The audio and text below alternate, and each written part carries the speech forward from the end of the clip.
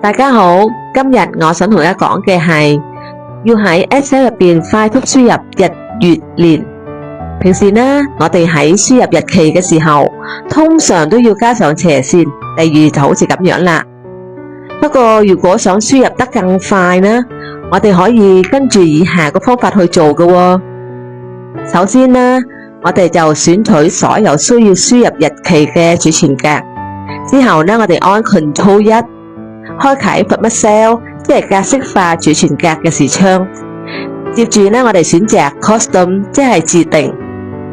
喺呢度呢，我哋輸入同影片入邊一樣嘅格式。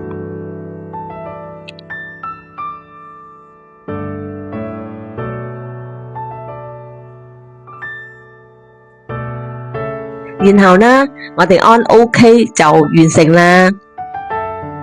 由而家開始呢，我哋輸入日、月、年嘅時候，就唔需要再打斜線啦。